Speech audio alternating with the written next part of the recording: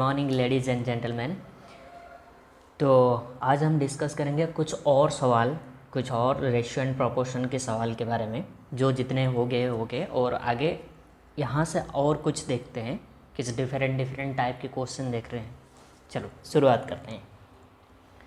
देखो यहाँ पर दिया हुआ है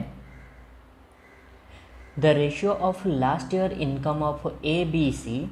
last year income A B C का 3:4:5 है, while the ratio of their last year income to current year income, last year income ये ए का, अगर ए का पहले 4 था तो अभी 5 है, और बी का अगर पहले 2 था तो अभी 3 है, और सी का अगर पहले 3 था तो अभी 4 है। If their total current year income is 98,500, find the present income of B plus C. चलो इस सवाल को पहले खुद से ट्राई करने की कोशिश कीजिए, उसके बाद हम आगे चलते हैं। चलो देख लिए, ट्राई कर लिए, पॉज करके वीडियो पॉज करके थोड़ा सा ट्राई करने की कोशिश कीजिए, उसके बाद हम आगे चलते हैं। देखो दिया हुआ है कि जो लास्ट ईयर इनकम है ए बी सी का, ए बी सी का लास्ट ईयर जो इनकम है वो दिया हुआ है 3:4:5 दिया हुआ है।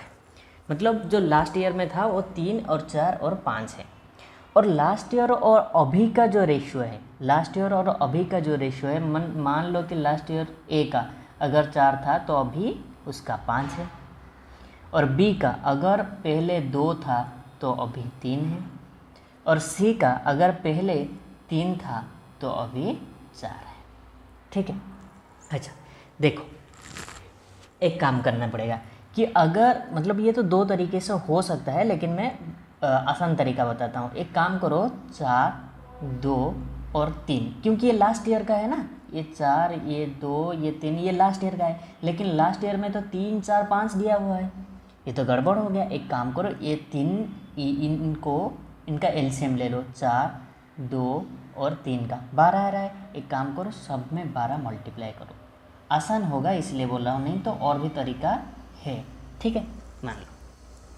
अच्छा अगर पहले 4 था, मतलब ई पार्ट 4 है, पहले 4 था, मतलब ये लास्ट ईयर का इनकम है ना, ये लास्ट ईयर का, ये लास्ट ईयर का, ये करंट ईयर का, ये लास्ट ईयर का, ये करंट ईयर का, ये लास्ट ईयर का, ये करंट ईयर का। ठीक है। देखो अगर लास्ट ईयर, मतलब लास्ट ईयर इतना था, इसका मतलब क्या है, 4 पार्ट का है इतना, तो एक पार्ट का क्या होगा, एक पार्ट का क्या होगा, देखो अगर ये 36 हुआ ना, एक पार्ट का क्या हो जाएगा, 9 हो जाएगा।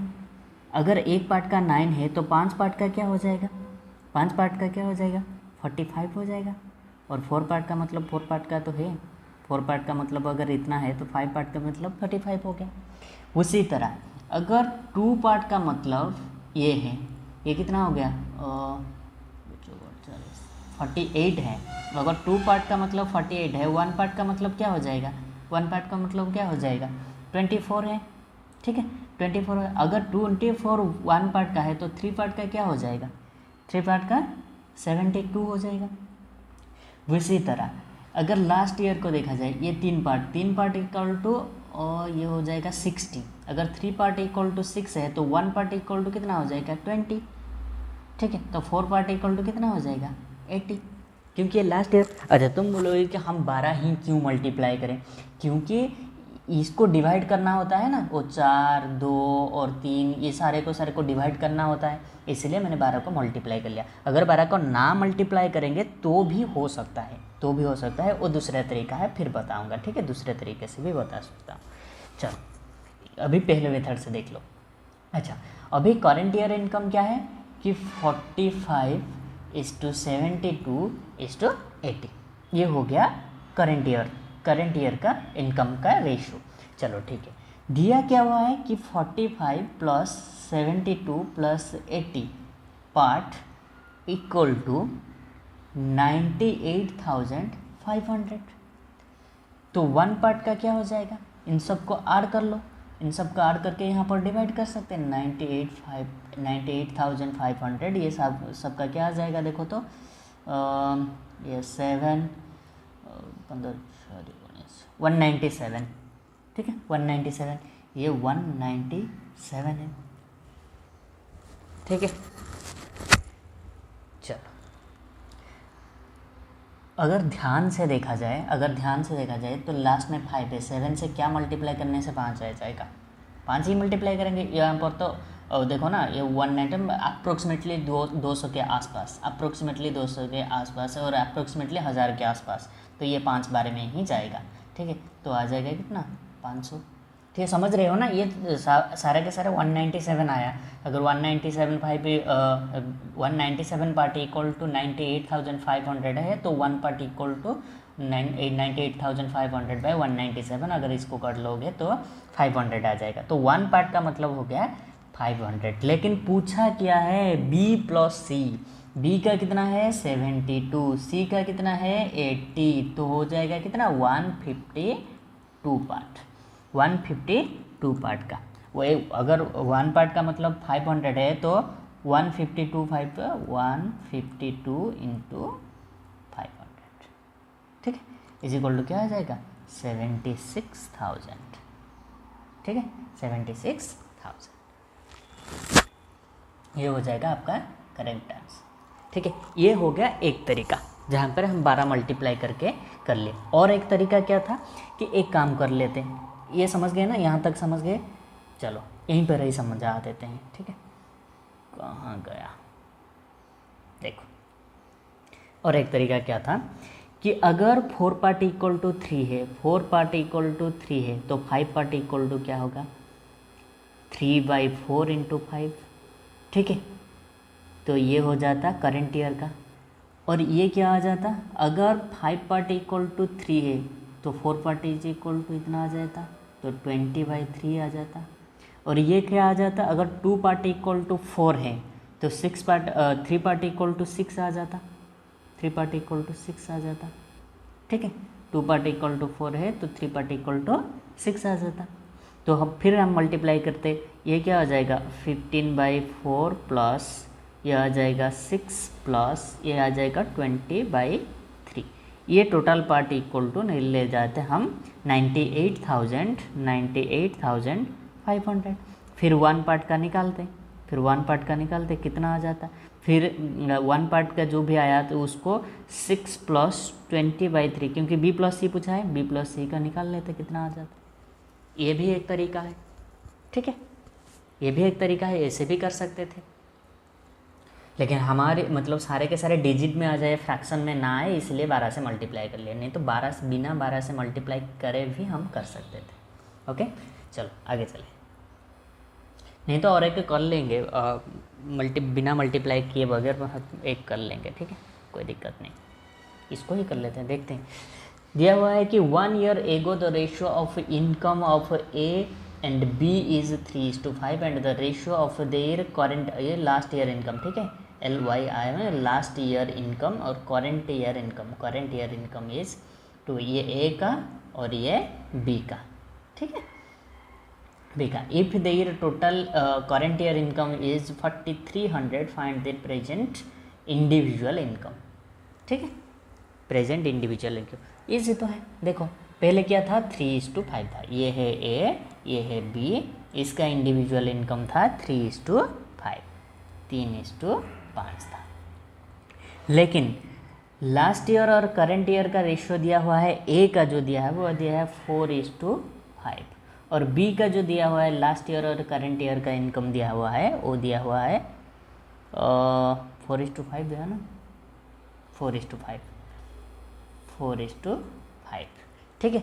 तो वो पूछा है कि वर्तमान, ये तो करंट ईयर या तो प्रेजेंट ईयर का पूछा है। देखो अगर ये लास्ट ईयर का है, लेकिन ये भी तो लास्ट ईयर का है, लास्ट ईयर का रेशियो देखो, अगर लास्ट ईयर का 4 पार्ट इक्वल टू 3 है तो 1 पार्ट इक्वल टू क्या आ जाएगा, 1 पार्ट इज इक्वल टू आ जाएगा 3/4 और 5 पार्ट इक्वल टू क्या आ जाएगा इंटू 5 इज इक्वल टू क्या आ जाएगा, ये 15/4, ये है करंट ईयर का। इस तरह ये देखो 4 पार्ट इक्वल टू अगर 5 है तो 1 पार्ट इक्वल टू 5/4 और 5 part equal to into 5 is equal to क्या आ जाएगा 25/4, ठीक है समझ रहे हो, अरे समझ रहे हो या नहीं ये तो बोलो,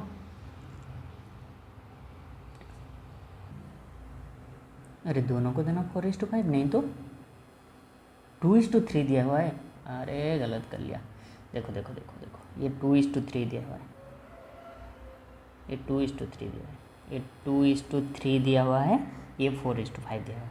देखो अगर 2:3, अगर 2 पार्ट इक्वल टू 3 है, 1 part is equal to 3/2 into 3, इसका मतलब 9/2, ये आ जाएगा करंट ईयर का। ठीक है, और ये तो ठीक है 4:5 है, ठीक है 25/4। पूछा क्या दिया गया है कि दोनों का जो सम है वो दिया है 4300। ठीक है, 4300 दिया हुआ है ना। देखो तो 9/2 प्लस 25/4,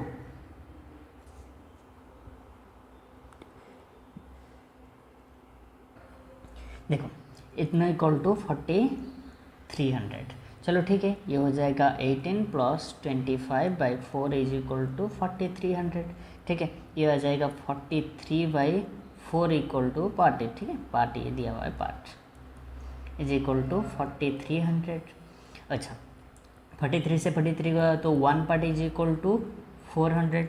पूछा है कि इंडिविजुअल का है, इंडिविजुअल कितने का है, मतलब ए का है 9/2 पार्ट, इसका मतलब 9/2 इंटू 400, तो ये आ जाएगा 1800। ठीक है 1800, और बी का दिया हुआ है 25/4 पार्ट, 1 पार्ट इक्वल टू 400, तो इंटू 400 कर लिए, तो 4 से 4 कट गया तो 2500। ठीक है 25, ये ए का है, ये ए का है और ये बी का है। ठीक है, ये तो एक तरीका हो गया। दूसरा तरीका क्या कर लेते कि ये 2 और 4 का एलसीएम 4 है, यहाँ पर मल्टीप्लाई कर लेते 4, यहाँ पर मल्टीप्लाई कर लेते 4, सारे के सारे डिजिट में आ जाते। ठीक है, सारे के सारे डिजिट में आ जाते अगर वो तरीका अपना लेते तो। वो दूसरे तरीके से आप खुद कर लीजिएगा। ठीक है, चलो दूसरे तरीका आसान होता है क्योंकि एलसीएम से मल्टीप्लाई सारे के सारे डिजिट में आ जाते, तो काटने के लिए जो भी कैलकुलेशन ईजी हो जाता है। ठीक है, चलो आगे चलते हैं।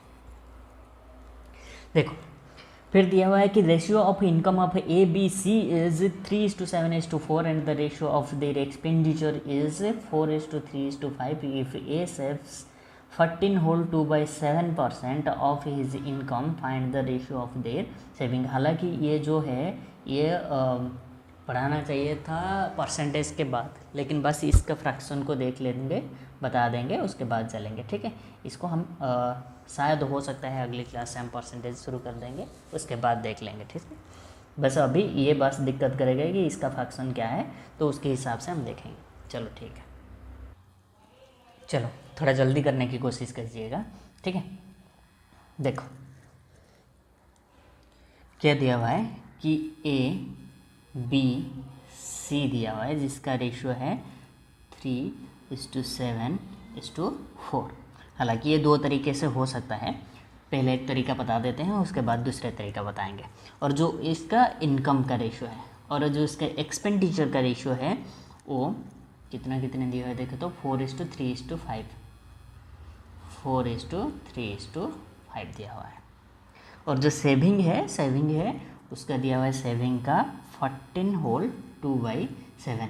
इसका मतलब परसेंटेज, इसका मतलब ही होता है कि 1/7। अगर 1/7 को परसेंटेज के करोगे तो आ जाएगा इतना, नहीं तो इसको बोल सकते हो ना, ये यहाँ पर देखो ये आ जाएगा 64 में 100/7 परसेंटेज। ठीक है, 7% 100/7 का मतलब क्या हो जाए इंटू 100, बाई 100 होगा ना, बाई 100 होगा, 100 से 100 कट गया, 1/7 आ रहा है, 1/7 आ रहा है।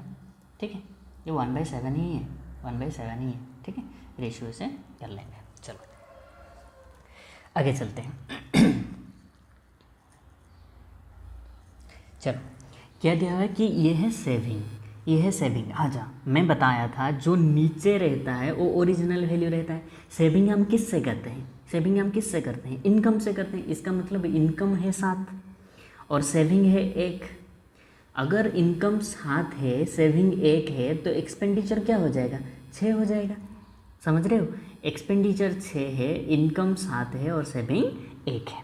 अच्छा मान लो कि ये एक 3x है, ये 7x है और ये 4x है, और ये 4y, ये 3y, ये 5y है। ठीक है, मान लेते हैं। अच्छा, हमें क्या दिया हुआ है कि यहाँ पर हम रेशियो बना देते हैं कि ए का जो इनकम है वो 3x है और बी का ए का जो एक्सपेंडिचर है वो 4y है। अच्छा ठीक है, और हमें दिया हुआ है कि सेविंग कितना कर रहा है, सेविंग कितना कर रहा है कि 14 होल 2/7%। इसका मतलब एक सेव कर रहा है तो एक्सपेंडिचर 6 है और इनकम 7 है। अच्छा, ये इनकम है, इनकम का मतलब 7 हो गया। ये एक्सपेंडिचर है, एक्सपेंडिचर का मतलब 6 हो गया।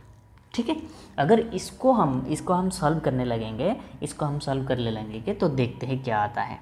ठीक है, चलो, तो मैं बोलूँगा कि which implies x by y is equal to क्या हो जाएगा, तो ये हो जाएगा 7 इंटू 4/3 × 6। ठीक है, ये अगर 2 से ये 2, ये 3, ये हो जाएगा 14/9। ठीक है, अगर x by y is equal to 14/9 है, एक काम करो यहाँ पर पुट कर लो। पूछा क्या है देखो तो, find the ratio of their saving, ratio of their saving पूछा है, तो सेविंग का रेशियो अभी निकाल देंगे। अगर एक्स वाई पता चल गया तो इनकम दिया हुआ है, एक्सपेंडिचर भी निकल जाएगा, तो सेविंग भी निकल जाएगा। इसमें क्या है, चलो ठीक है अभी कर लेते हैं। ए का जो सेविंग होगा वो क्या होगा, 3x माइनस 4y इस टू बी का जो सेविंग होगा वो 7x माइनस 3y और सी का जो सेविंग होगा वो होगा 4x माइनस 5y। अभी x इज इक्वल टू 14 और y is equal to 9 put कर लो। ठीक है, सॉल्व हो जाएगा। माइनस 36 ये हो गया, माइनस 27 इस टू 56 45।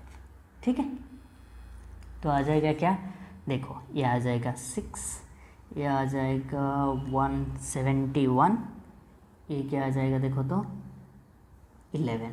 ठीक है, ये हो जाएगा उसका आंसर। ठीक है, देख लो एक बार। और भी एक तरीका है, कर सकते हैं। ये एक तरीका हो गया।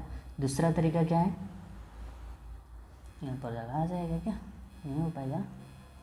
और भी एक तरीका है लेकिन कर सकते हैं दूसरे तरीके से भी। चलो बता देता हूँ। पहले क्या दिया हुआ था देखो तो 374 दिया हुआ है, 3:7:4 दिया हुआ था। और दूसरा दिया हुआ था क्या बोलो तो, दूसरा दिया हुआ था 435, मतलब 435 ये इनकम का है, ये एक्सपेंडिचर दिया हुआ था ना, अरे एक्सपेंडिचर दिया हुआ था। और सेविंग दिया हुआ था 14 होल 2/7 यानी 1/7 दिया हुआ था। और एक्सपेंडिचर जो है वो 6 है। अच्छा देखो, अगर एक्सपेंडिचर 6 पार्ट है तो इनकम 7 पार्ट होना चाहिए। ठीक है, अच्छा क्या अभी वो रेशियो में है, ये 6:7 में है, नहीं 6:7 में नहीं है, तो पहले इसको 6:7 कर लेते हैं। उससे करने से पहले दोनों को इक्वल करो, उसके बाद करो। एक काम करते हैं, यहाँ पर 4, यहाँ पर 4 और यहाँ पर 4 मल्टीप्लाई कर लेते हैं। ठीक है, उसके बाद अगर ये 12 है तो यहाँ पर भी 12 कर लेते हैं, तो ये 3, यहाँ पर 3, यहाँ पर 3। अगर एक पे मल्टीप्लाई करोगे तो सारे पे मल्टीप्लाई करना पड़ेगा। देखो ये 12 हो गया, ये 12 हो गया, लेकिन हमें 1:1 में नहीं चाहिए, 7:6 में चाहिए। तो एक काम करो, यहाँ पर 7 मल्टीप्लाई कर लो, तो यहाँ पर भी 7 मल्टीप्लाई करना पड़ेगा, यहाँ पर भी 7 मल्टीप्लाई करना पड़ेगा। और ये 7 पार्ट तो ये 6 पार्ट होना चाहिए, इसका मतलब ये 6 में मल्टीप्लाई करो, इसको भी 6 में मल्टीप्लाई करो, इसको भी 6 पे मल्टीप्लाई करो। अभी इससे इसको सब्सट्रैक्ट करो, ये अलग है। ठीक है, ये अलग है, ये 6:5 का ये मतलब क्या बोलते हैं उसको, रेशियो बनाने के लिए बोला था। ठीक है, अभी इसको इसी से सब्ट्रैक्ट करो, इसको इसी से सब्सट्रैक्ट करो, इसको इसी से सब्सट्रैक्ट करके देखो, वही आ जाएगा 6:71:11 आ जाएगा। ठीक है, करके देख लेना, एक बार करके देख लेना, ये मल्टीप्लाई, हाँ ठीक है मल्टीप्लाई करके देख लेना। 7:6 ही किया हूँ। अगर समझ में नहीं आया तो फिर पूछ सकते हो। ठीक है, अगर समझ में नहीं आया, चलो आगे चलते हैं। देखो दिया हुआ है कि ए डॉग चेज मतलब वो चेज करता है, एक दूसरे को चेज करते हैं ना, जैसे rabbit the dog takes 6 laps for every 7 laps of the rabbit and the distance covered by rabbit in 6 laps is equal to the distance covered by a dog in 5 laps and the ratio of their speed। Actually ये time and speed पढ़ाने के बाद करना चाहिए था, लेकिन अभी बना देते हैं, थोड़े बहुत आइडिया दे देता हूँ। अगर समझ में नहीं आता तो टाइम एंड डिस्टेंस करने के बाद वो समझ में आ जाएगा, ठीक है। एक काम करते हैं, उससे पहले मैं कुछ आइडिया, थोड़ी सी आइडिया दे देता हूँ। हम जानते हैं कि speed is equal to distance by time होता है, ठीक है। मान लो कि दो स्पीड है, दो स्पीड दिया हुआ है, एक है S1 और एक है S2। अगर दोनों का टाइम इक्वल निकला, S2 का मतलब होगा D1 ये D2 बाई T, क्योंकि टाइम समान है। अगर टाइम समान है तो स्पीड का रेशियो उसके डिस्टेंस के रेशियो के बराबर होगा। अगर स्पीड का रेशियो डिस्टेंस के रेशियो, अगर मैं बोलूँगा कि H1 by S2 is equal to D1 by T by D2 by T, T से T कट जाएगा, इज इक्वल टू आएगा D1 बाई D2। यानी अगर स्पीड का रेशियो डिस्टेंस के रेशियो के बराबर तब होगा अगर टाइम इक्वल है तो, ठीक है। अभी उसी मेथड को हम आगे लेके जाएंगे, ठीक है। इस फंडामेंटल को यहाँ पर यूज किया जाने वाला है, इसलिए बता दिया। चलो ठीक है, चलो आगे चलते हैं। दिया हुआ कि डॉग का अगर 6 जंप और रैबिट का दिया हुआ है ना, रैबिट का 7 जंप, ठीक है। पहले देखो ना, A dog chases a rabbit. The dog chases 6 laps for every 7 lap of rabbit। जब डॉग 6 जंप लेता है तो रैबिट 7 जंप लेता है। लेकिन मान लो कि ये है डॉग और ये है रैबिट, ठीक है। अगर मान लो कि इतना डिस्टेंस डॉग ले रहा है तो रैबिट कुछ डिस्टेंस लिया होगा, इतना डिस्टेंस ले सकता है, इतना डिस्टेंस ले सकता है, इतना भी डिस्टेंस लेता है, लेकिन कितने डिस्टेंस एक लैप में ले रहा है वो पता नहीं। वो पता कैसे चलेगा? आगे की इन्फॉर्मेशन से। देखो, and the distance covered by the 6 lap is equal to rabbit by rabbit is 6 lap equal to the distance covered by the dog in 5 laps. अच्छा, 6 लैप और देखो डॉग का 5 लैप्स इक्वल टू क्या हुआ है कि रैबिट का 6 lap, 6 है ना, 6 लैप, ठीक है। तो एक काम करते हैं, मान लो कि टोटल डिस्टेंस वो जो 30 है, टोटल डिस्टेंस जो 30 है। अगर डॉग 5 लैप में 30 डिस्टेंस कवर कर रहा है तो एक लैप का क्या हो जाएगा वैल्यू? 6 हो जाएगा, ठीक है। अगर रैबिट 6 लैप पे वही 30 कवर कर रहा है तो एक का लैप कितना कवर करेगा? 5 कवर करेगा, ठीक है। 30 इसीलिए लिए क्योंकि 5 और 6 का एलसीएम 30 होता है। तुम बोलोगे 60 लोग ले सकते हो, 90 ले सकते हो, कुछ भी ले सकते हो, एक्स भी मान के ले सकते हो, लेकिन डिजिट में नहीं आएगा, ठीक है। एक्स भी ले सकते हो, कोई दिक्कत नहीं, एक्स भी ले सकते हो। और इसको एक्स लेके वहाँ पर करोगे कि यहाँ पर आ जाएगा क्या, x/5, ये आ जाएगा x/6, ठीक है। ये भी आ सकता है, डिजिट में लोगे तो तुम्हारे लिए आसान होगा, इसलिए ले लिए, ठीक है। एक्स भी ले सकते हैं, कर सकते हैं। अच्छा, हमें पता चला, मान लो कि ये मीटर है, मान लिया कि ये नहीं। अच्छा, लेकिन डॉग क्या कर रहा है कि 6 जंप कर रहा है। अगर डॉग 6 जंप कर रहा है और एक जंप का वैल्यू 6 मीटर है तो टोटल कितना डिस्टेंस कवर करेगा? इतना डिस्टेंस कवर करेगा। अगर रैबिट 7 जंप ले रहा है उतने टाइम में ही, ये जितने टाइम में 6 जंप ले रहा है उतने टाइम में ये 7 जंप ले रहा है, लेकिन ये जो 6 जंप ले रहा है उसका एक जंप का वैल्यू है 6 मीटर का, और यहाँ पर जो 7 जंप ले रहा है और एक जंप का वैल्यू है 5 मीटर का, ठीक है। तो ये कितना डिस्टेंस कवर करेगा? ये 36 डिस्टेंस कवर करेगा। ये कितना डिस्टेंस कवर करेगा? ये 35 डिस्टेंस कवर करेगा, ठीक है, ये उनका डिस्टेंस है। इन दोनों का टाइम इक्वल है क्योंकि एक ही टाइम में ये 7 जंप, जितने टाइम में ये 6 जंप ले रहा है उतने टाइम में ये 7 जंप ले रहा है। अगर टाइम इक्वल है तो स्पीड का रेशियो क्या होगा, उनका डिस्टेंस का रेशियो के बराबर होगा, डिस्टेंस रेशियो का बराबर होगा।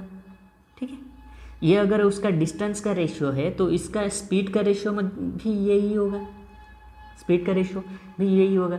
तो ये 36:35 इज द करेक्ट आंसर। ठीक है, देखो बनाओ, अगर नहीं समझ में आता है तो फिर से मुझे बताना, मैं बना दूंगा फिर से या तो समझा दूंगा। ठीक है, और ये बहुत बड़ा क्वेश्चन हो गया। चलो ये बनाओ, उसी तरह की क्वेश्चन है, कुछ ज़्यादा नहीं है। A dog takes 7 jumps for every 10 jumps of lion and a fox takes 12 jumps of every 10 jumps of the lion. ठीक है, and the distance covered by the dog is 5 jumps and the distance covered by a dog in 5 jumps, the distance covered by a lion in 15 jumps and the distance covered by a fox in 20 jumps is equal and find the ratio। ये उसी की तरह ही है, different बिल्कुल नहीं है, बस वहाँ पर 2 रेशियो था, यहाँ पर 3 है, कोई भी मतलब इधर उधर की नहीं है। ठीक है, चाहो तो खुद से भी ट्राई कर सकते हो। दिया हुआ है 7, 10 और 12। चलो ठीक है, एक दिया हुआ है डॉग और लायन और फॉक्स का दिया हुआ है 7, 10 और 12। बोला है कि क्या क्या दिया हुआ है, देखो तो 5, 15, 15 और 20 दिया हुआ है। ठीक है, एक का 5, एक का 15, एक का 20, इन तीनों का एलसीएम ले लो, क्या आ जाएगा, 60 आ जाएगा। तो ये 12, ये 4, ये 3, ये बता चुका हूँ। ठीक है, कैसे हैं ये बता चुका हूँ। ठीक है, ये डॉग का, ये लायन का, ये फॉक्स का। ठीक है, अगर पिछले वाला क्वेश्चन समझ गए होंगे तो ये भी समझ जाएंगे। ठीक है, अच्छा मान लो कि ये मीटर है, सारे के सारे मीटर हैं। ठीक है, मीटर है, अगर ये एक ही टाइम में ले रहे हैं, मान लो कि टी टाइम में डॉग 7 जंप ले रहा है और लायन 10 जंप ले रहा है, फॉक्स 12 जंप ले रहा है। लेकिन ये तो मतलब हो सकता है ना, किसी का लंबा पैर है तो वो ज़्यादा डिस्टेंस कवर करेगा, किसी का कम मतलब पैर छोटा है तो वो कम डिस्टेंस कवर करेगा। इससे पता चला कि डॉग जो है वो एक जंप में 12 मीटर कवर कर रहा है और लायन 4 मीटर और फॉक्स जो है 3 मीटर कवर कर रहा है। तो उसको मल्टीप्लाई कर लो, अगर एक जंप का वैल्यू 12 मीटर है तो 7 जंप का 7 × 12, ये 4, ये 3, तो ये क्या हो जाएगा, ये 40, ये आ जाएगा 36। ठीक है, यही हो जाएगा उसका आंसर। ये कट रहा है ना, कट भी रहा है, अगर काट सकते हो तो काट सकते हो, यहाँ पर 4 से कट जाएगा ना। ये 21:10:9 ऐसे भी कर सकते हैं। ठीक है, अगर पिछले वाला क्वेश्चन समझ गए तो ये आसान है। ठीक है, आगे चलते हैं। देखो, अरे ये तो कर चुके हैं हम, ये बना लिए थे। A is inversely proportional to the cube of B, तो ए = 3 है तो बी = 2 है। इफ़ ए = 8/9 है तो बी = क्या है, ये बना चुके हैं इन्वर्सली प्रोपोर्शनल का। ठीक है, फिर भी एक बार बना देता हूँ। तो दिया हुआ है कि A is inversely proportional B Q की। ठीक है, मान लो कि के मल्टीप्लाई है, ए = k/b क्यू है। ठीक है, अगर पूछ रहा है कि ए = 3 है, जब बी = 2 है, तो बी = 2 है, तो बी का क्यू हो गया। तो के का वैल्यू कितना आ जाएगा कि 3 × 8, 2 का क्यू 8 है था ना, तो ये के = क्या आ जाएगा, 24 आ जाएगा। ठीक है, वो पूछ रहा है कि अगर ए का वैल्यू 8/9 है तो बी का वैल्यू क्या होगा। तो ए का वैल्यू अगर 8/9 है = k/b क्यू होना चाहिए, होना चाहिए, है कि नहीं। चलो, तो 8/9 = है ना, अरे देखो ए = 1/b क्यू इन्वर्सली प्रोपोर्शनल है, तो ए = मैं लिख सकता हूँ ना k/b, वो जो कंस्टेंट है, कुछ तो कंस्टेंट आएगा। ठीक है, चलो k = 24 है = b क्यू है। ठीक है, अगर इसके कर लेंगे तो ये 3 आ जाएगा। तो B Q is equal to 9 into 3, B is equal to 9 into 3 का क्यूब रूट इक्वल टू क्या आ जाएगा 3 आ जाएगा। बी इक्वल टू क्या आ जाएगा 3 आ जाएगा, बी इक्वल टू 3। ठीक है, ये कर चुके हैं पहले, ये आसान है, कर लेना खुद से भी। के कंस्टेंट ले रहे हैं, ठीक है, के को कंस्टेंट ले रहे हैं, उसके बाद सॉल्व कर रहे हैं। के वैल्यू निकाल के वहाँ पर वैसे ही, अरे ये जैसे हुआ ये भी वैसे ही होना चाहिए। यहाँ पर ए का वैल्यू 3 दिया हुआ है 2, अब बी का वैल्यू दे दिया था, के निकाल दिया, वहाँ पर के का वैल्यू हमें पता चल गया, तो बी का वैल्यू निकालने में क्या दिक्कत है। चलो आगे चलते हैं, अगर किसी को समझ में नहीं आया तो बता सकते हैं, ठीक है। चलो ए बैग कंटेंट ये तो भी कर चुके हैं, वो जो डिनोमिनेशन का कर चुके हैं। देखो ए बैग कंटेन 1 रुपीज़ और 50 पैसा और 25 पैसा। The coin of the ratio number of coin is 5:7:9। If the total value of all the coins is 430 then find the number of 50 पैसा कॉइन्स। चलो ले लेते हैं, एक है 1 रुपये की और दूसरे 50 पैसा, इसका मतलब 1/2 रुपीज़ की, ठीक है, 1/2 रुपीज़ की, और दूसरा है 1/4 रुपीज़ की। समझ रहे हो, 1/4 रुपीज़ का मतलब ही होता है 25 पैसा, नहीं तो 25 पैसा भी लिख सकते हो, कोई दिक्कत नहीं है, वैसे भी लिख सकते हो। और इनका जो रेशियो दिया है, मतलब कॉइन जो है वो 5:7:9 है। हम क्या करते थे, इसको मल्टीप्लाई कर लेते थे, इसको मल्टीप्लाई कर लेते थे। चाहो तो कैसे भी कर सकते हो, ठीक है, कोई दिक्कत नहीं है, कैसे भी कर सकते हो। ये रेशियो दिया हुआ है ना, चलो ये पहले मल्टीप्लाई कर लो, पहले मल्टीप्लाई कर लो। ये 5 आ जाएगा, ये 7/2 आ जाएगा, ये 9/4 आ जाएगा। दिया हुआ है कि तीनों का एडिशन है, जो 5 + 7/2 + 9/4 इक्वल टू 430 दिया हुआ है। इतने पार्ट इक्वल टू, ठीक है, 1 पार्ट इक्वल टू क्या आ जाएगा, 1 पार्ट इज इक्वल टू क्या आ जाएगा। एक काम करो, ये पहले एलसीएम ले लो, ये 20, ये 14, ये + 9/4 इक्वल टू 430, ठीक है, इतने पार्ट इक्वल टू 430, ठीक है। 1 पार्ट इक्वल टू क्या आ जाएगा, 1 पार्ट इक्वल टू क्या आ जाएगा कि 430 × 4 होल डिवाइडेड बाई, ये कितना आ जाएगा बोलो तो, ये आ जाएगा 34,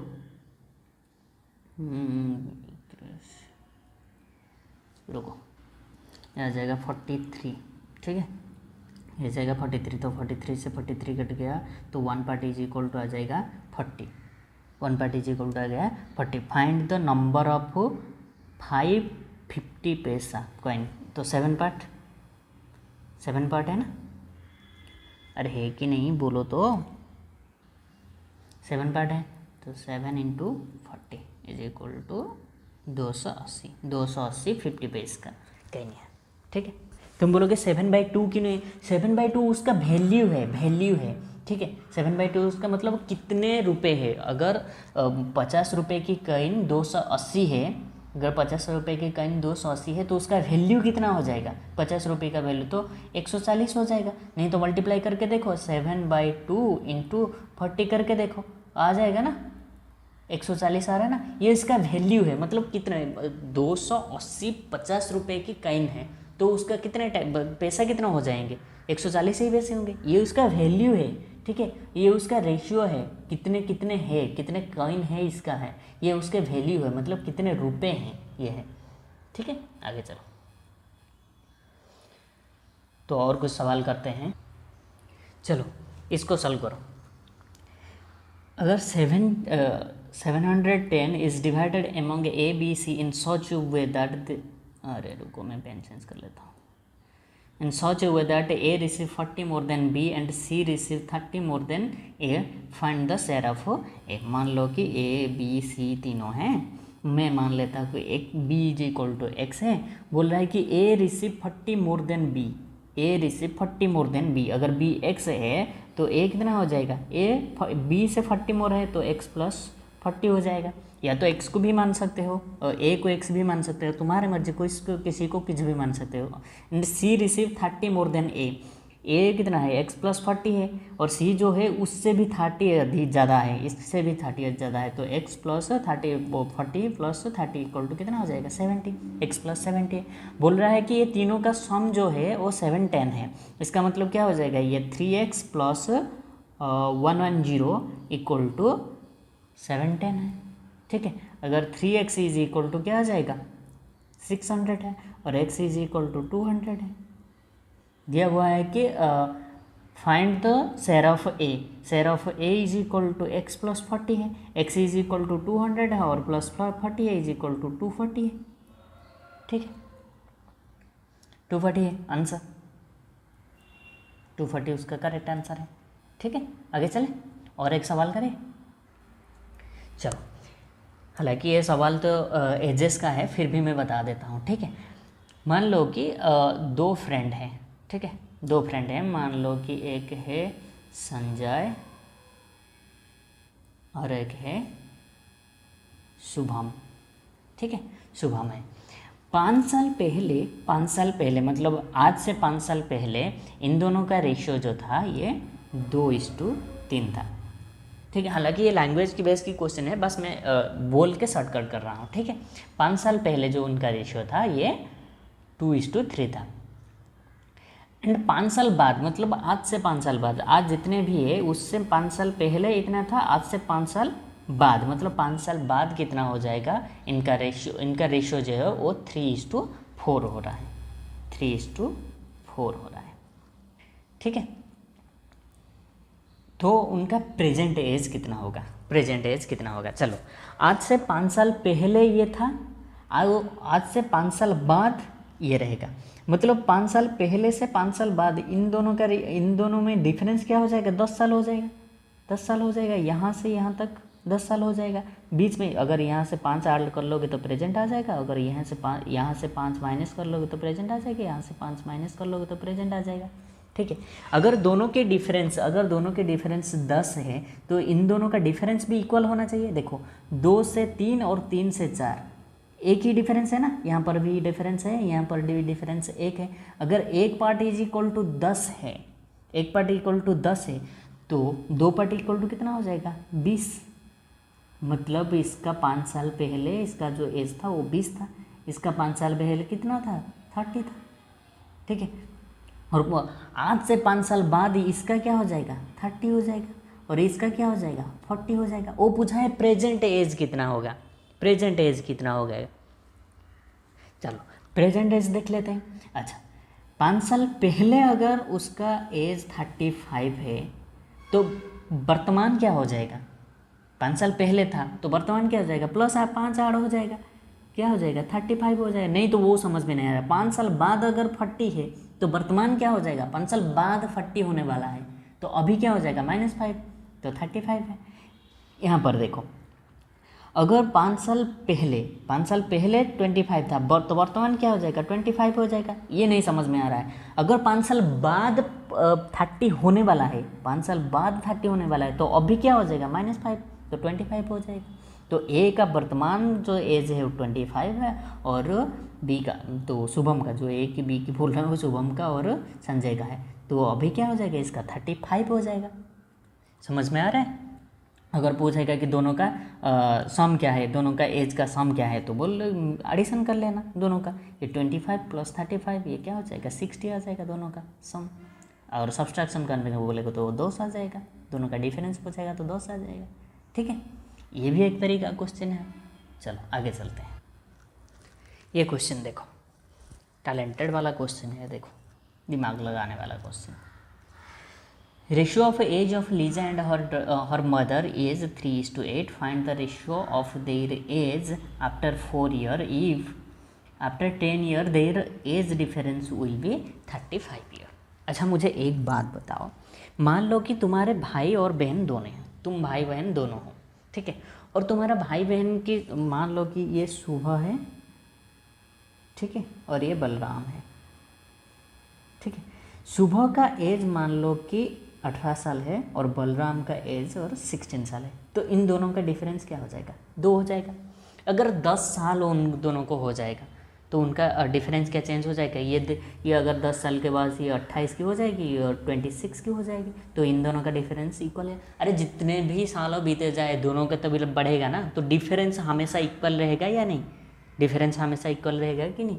तो वही तो बोल रहा है अभी, वो बोल रहा है कि 10 साल बाद उन दोनों का डिफरेंस 35 है, तो वर्तमान भी तो 35 होना चाहिए, नहीं तो कैसे होगा।